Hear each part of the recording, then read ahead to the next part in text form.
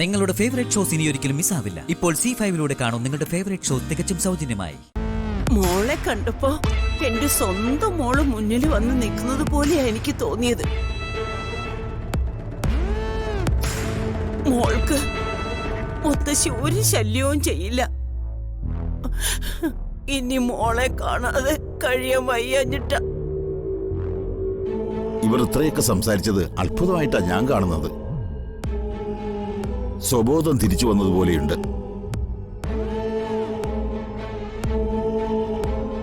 ഞാൻ എന്ത് ചെയ്യാനാ? നിങ്ങളൊന്ന് പറഞ്ഞതാ. കുട്ടി കൊണ്ടുപോകാനാണെങ്കിൽ ഇവിടെ ചില നടപടിക്രമങ്ങളുണ്ട്.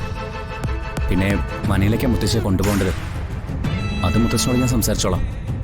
ലച്ചുവിന്റെ അച്ഛനും അമ്മയും എന്തു പറയുമെന്ന് ആദ്യം അറിയട്ടെ.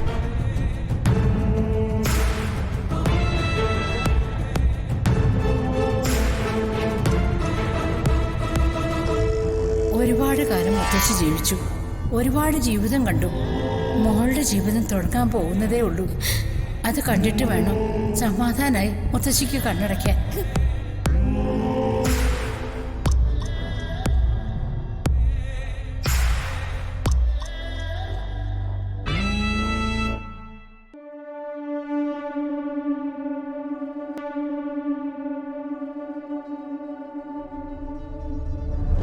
മുത്തശ്ശി ഉപേക്ഷിച്ചു പോവല്ലേ മോളെ.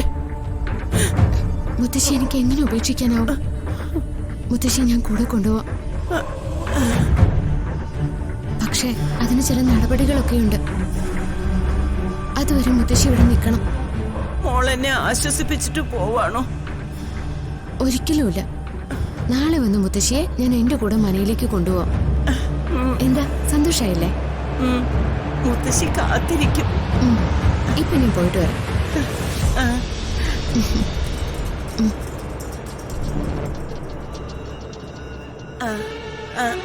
മോളെ ഗൗരിനന്ദനെ,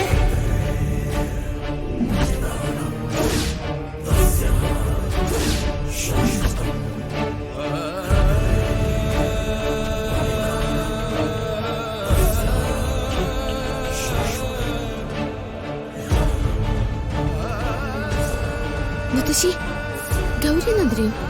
ആരാ മുത്തശ്ശി അത്? എന്റെ മോളുടെ പേരാ അത്. മുത്തശ്ശിയുടെ പേര് ഓർമ്മയുണ്ടോ?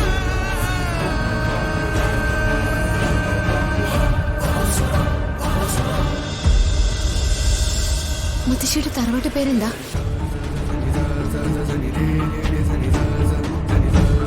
അത് അത് മംഗലം, മാണിക്യമംഗലം. അത് തന്നെ, മാണിക്യമംഗലം. മഹാദേവൻ തമ്പി, അതാ എന്റെ ഭർത്താവിന്റെ പേര്. ഈശ്വരാ, ദക്ഷയുടെ അമ്മ. ആൺമക്കളോ? അത് ഗിരിമോനും ഗൗതം മോനും.